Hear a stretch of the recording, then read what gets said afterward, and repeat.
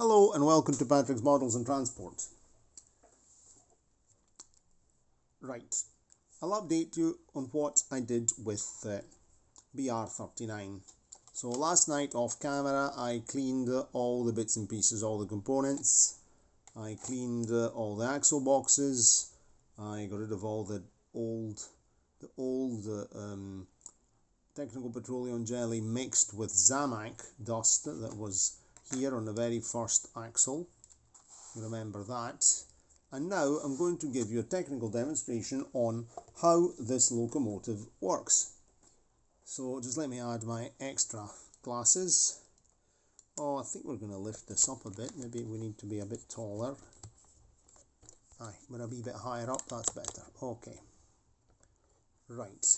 So, I've hitched up two crocodile clip cables to a 9-volt battery, and I'm going to just give you a technical demonstration of how the locomotive, how electricity is fed to the motor, to the G-type pancake motor, which is in there.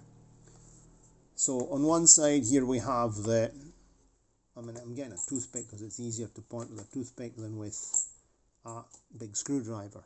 So this is the tender coupling, because the tender picks up one polarity. The other polarity is picked up by 1, 2, 3, 4 wheels. So this is a locomotive with a lot of pickups. In fact, you can see that this is the plate. This is the base plate. Now if we set the base plate right there, beside the locomotive, beside the wheels, we see first axle, second axle, third axle, fourth axle. Fourth axle, in fact, we see here's the cog. This is plastic. There's no traction tyre here. There's only one traction tyre there. This wheel is a metal disc. In fact, the other wheels instead have got a plastic part in the middle, of course, because they're insulated. And the electricity is picked up and then fed through the axle. So in the previous video I was a bit late, and I was a bit on the sleepy side after a very busy day. And it was yesterday. It was a day, it wasn't really a busy day, because I'm recording this on Monday the 9th of September. Previous video was in the evening of Sunday the 8th of September. I mean, we weren't busy working. We had one of my students, he's also a friend, he was around for lunch. We had a very nice meal. We had, my wife made very nice pasta with ragu, homemade ragu, it's also known as bolognese sauce, but nobody calls it bolognese in Italy. And then we had, my student brought, he's very much big knowledge about wine, and so he brought some very good Merlot wine and a very nice fruit cake, and we had a great time. And it was pouring wet, so we stayed, we talked about old military medals and things, so it was good fun, nice. So it was a busy day in the sense of pleasure, not work, because often I have the excuse for my being bamboozled, I give it to work. No, that was just pure. But also had some good wine, good grappa. Not a nice day. Anyway, back to business now. So this locomotive picks up from tender pickup, wheel pickups. Right now, if I touch the wheels, nothing's going to happen. Nothing will happen because the wheels, as I showed you in the previous video, the wheels transmit the electricity to the axles. The axles are in contact with the base plate. The base plate, the axle, the front axle, this one, is in contact with the spring-loaded Zamac ballast block, which transmits the polarity to this sprung metal copper plate. So if I take my crocodile clip, and I go down there and I touch. I'm just going to lift you up and see. And I touch the copper plate. There we go. The locomotive goes very, very well, because practically now we're feeding the contacts to the two brushes directly. There's no intermediary. So that's very good. So now let's see about lubricating all of this stuff and try not make this an excessively long-winded video. So I'm going to get a nice piece of bent paper clip and we'll get this job done. So first things first, we have to fit the ballast block. So I cleaned the ballast block very well. As I told you in a previous video, this is the inherent weak point. I'll abandon that. It's fallen. Let's get another one. The weak point of this system is that the front axle pushes down on the ballast block, and it's wearing down gradually. And as I've told you, this locomotive has a long service life. I want to show you how worn down this is. Let's look at it behind this piece of paper. I don't know if you can see, but the front axle in over 40 years, okay, it's not been running for over 40 years, but I can assure you that this is a locomotive that worked more than any of the others, and I know that the complete history of this locomotive because it's been mine since it was new, and you can see that it's pretty worn down here, eh?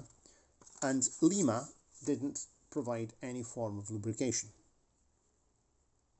I decided to fit technical petroleum jelly to protect us, to try and reduce wear, and this is why this locomotive has to anyway, because anyway, even if there's technical petroleum jelly on there, it'll tend to wear down and get this sort of grease mix of technical petroleum jelly and Zamac dust. So this is a weak design. I've also been thinking what to do. I mean, this here, there's a spring in there. As you can see, there's a spring right. Let's see if I can show you well. Point my light down like that. The spring, the little spring loaded part, is here. This is flexible. This is spring loaded. This pushes up, and that continues pushing the Zamac block towards the axle. The thing is, in time, sooner or later, there won't be any contact. So I've been thinking what I could do in future. What I could do in future is to solder a piece of, I don't know how you can actually solder Zamac to a bit of copper to a piece of Zamac. More likely a small piece of, I could fit in future if it starts misbehaving, a small piece of copper plate, very flexible copper plate, fitted over here like that, very fine, and fitted on with some glue. It could be PVA glue, no problem, because copper would be in contact directly with the Zamac, and that would allow good technical conductivity. But for the moment, I mean, I'm not running the same locomotives all the time. I have plenty of locomotives now. I've got no excuses. So I'm just going to reinstate things and grease it. This is the contact point between the spring-loaded, the metal contact there, and the piece of Zamac ballast right there. You can see that Zamac is a soft material, and you can see that it's sort of indented there. So what I'm going to do now, I'm going to apply a tiny spot of technical petroleum jelly on there to improve conductivity. So where is my technical petroleum jelly? Here it is, grease. I'm just going to add a little tiny spot I'll just kind of give it a wee, okay, a spot right there.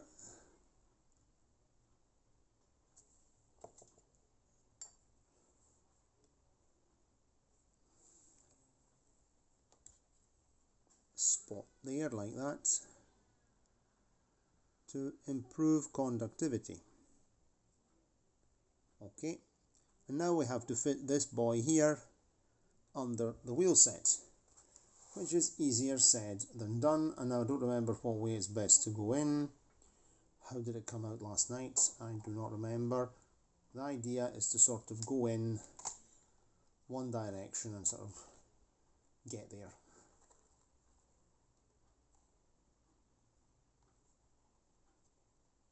Of course, I'm trying to do this with one hand, while also allowing you to see what I'm doing and not covering things with my hands. Okay, we can go in like that, then we'll sort of help it in. I am going to have to use a toothpick to lever this boy up, because I don't want to disconnect anything. I'm not disconnecting the wheel sets. No way, Jose, as they say. Am I doing that? There it is. I'm going to drop it in position right now.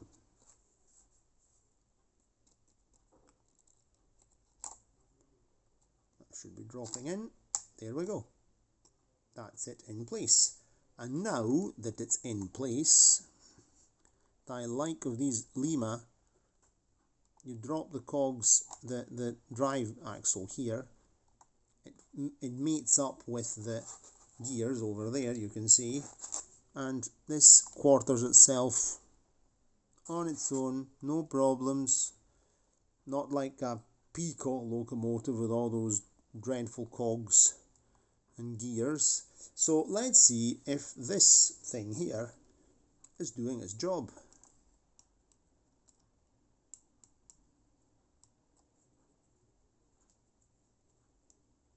Not very well. This is the whole point, to say let's, because the Zamac transmits electricity.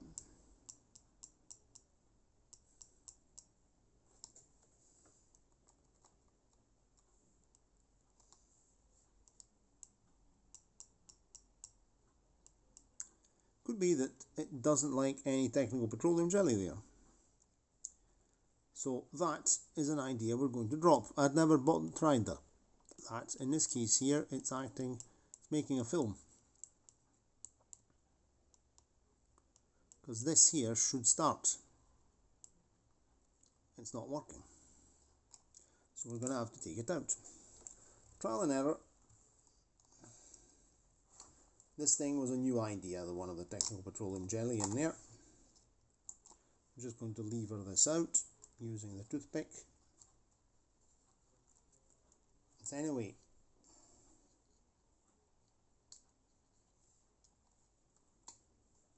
not one of the smartest ideas to be running electricity through a nasty piece of alloy like technical petroleum jelly.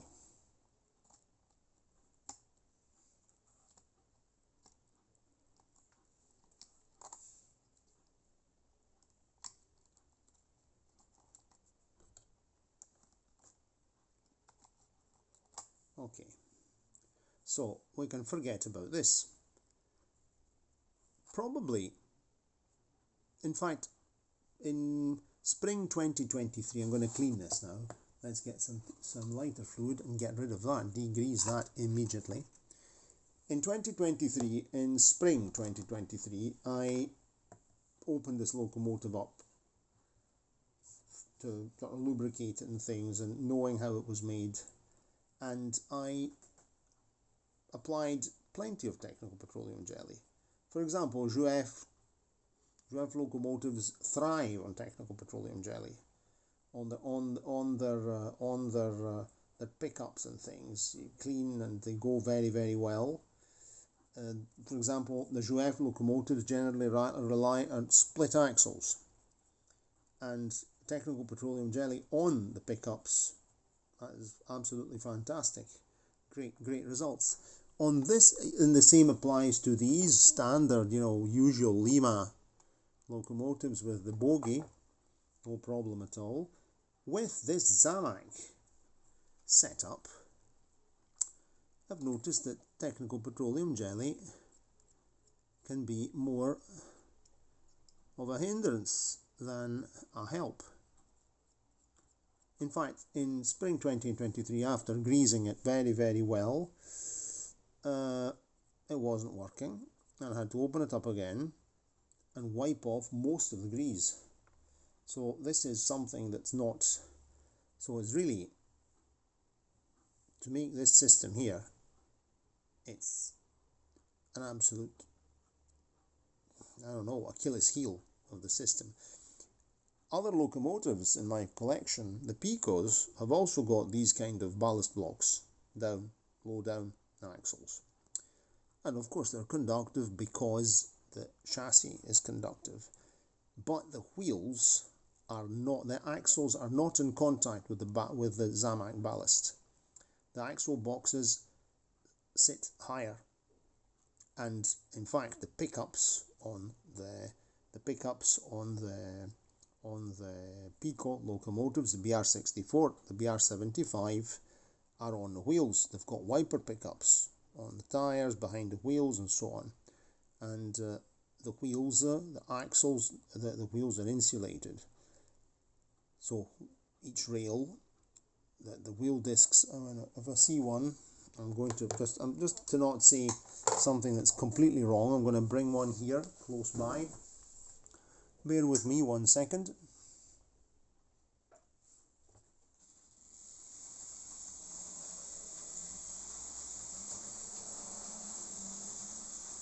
I'm coming, I'm bringing the BR75 round. In fact, I'm going to be publishing a video on the maintenance of the BR75, the Etat one, the ex-Saxon one. If we go and see, I'm just going to bring it off the rails right now, very quickly. If we go and have a look, let's make a comparison, a quick comparison.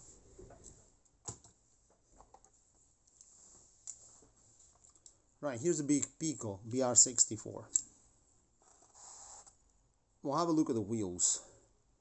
The wheels have got plastic centres with the spokes, both sides, so the axles are not live. There's no live axles here, none at all. The axles aren't live. The pickups are there. You can see the pickups. They touch the top of the tyres, 1, 2, and 3. These are spring-loaded copper plate pickups, and under here in the base plate, but there is a ballast block which is somewhat similar to this, but there are no axles pressing up against it, and it doesn't conduct electricity. In fact, you can see the ballast block it's coming up pretty soon. I had programmed it's a sort of photo collection video, because when I did the first maintenance to this locomotive, I hadn't restarted the channel, and but I always took photographs because I was publishing them on Facebook in groups, and also for my own records, because it's always good to photograph things when you're doing jobs, because you might forget what you're doing. And this is what this kind of locomotive here has, this Zamac ballast block at the bottom here, and it also has, here you can see the ballast at the top is made of these steel plates. You can see them there behind the front pony truck, steel plates. The other one, the BR64, has got Zamac ballast block, or lead or Zamac.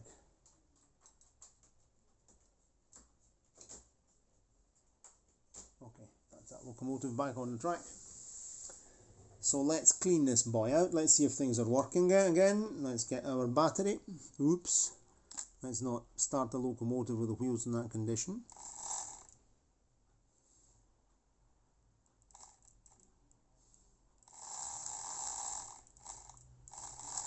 Okay, so no problem at all. So this is the problem with this type of system.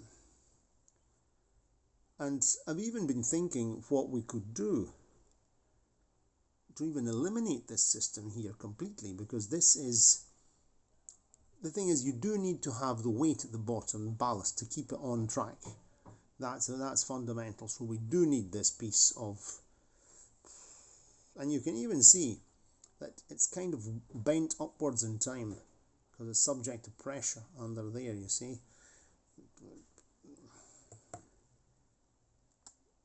Okay, so let's stick it back in.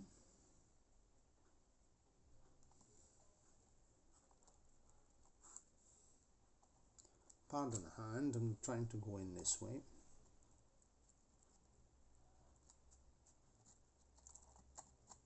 Okay, let's drop it in using a toothpick.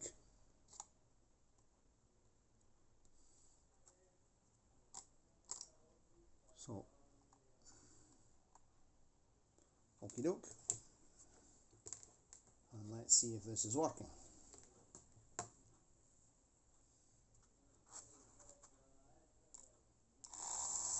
No problem at all now. It doesn't want any form of technical petroleum jelly between the Zamac and the contact spring. You see that it presses down like that. So the weight of the locomotive is actually pressing this down. Anyway, I am anyway going to put some technical petroleum jelly here because I don't want to wear this stuff down and to really have to then do all sorts of jobs. Also because this is quite a tight fit, This is quite a tight fit. As you can see, what's interesting is the way it's fitted in. If you look carefully, should this piece of Zamac get too worn down and not come in contact anymore, apart from the fact that it's spring-loaded, but I could even just, without gluing anything, a small piece of copper right there, folded and caught in there like that, with an L, and that would do the job no problem.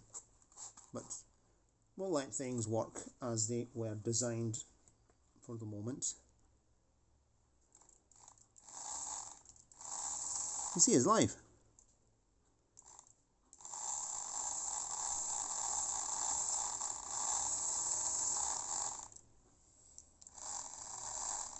Okay, perfect. We're getting a bit long in this video, and 27 minutes. So we'll wrap it up here, and we'll actually do the lubrication and tests on a third video. So let me know what you think of this system, and write me your comments. I'm very curious to see, and I would like to know if you have one of these locomotives or the French SNCF 141R, and I'm actually on the lookout for one of them. I saw a good one cheap not long ago, but I missed it. I didn't have the money, and but let's see, maybe I can pilot a birthday present. There's another second-hand one that I've got my eye on, but not now. I've got other expenses. Okay, cheerio, and see you next time. Ciao, ciao.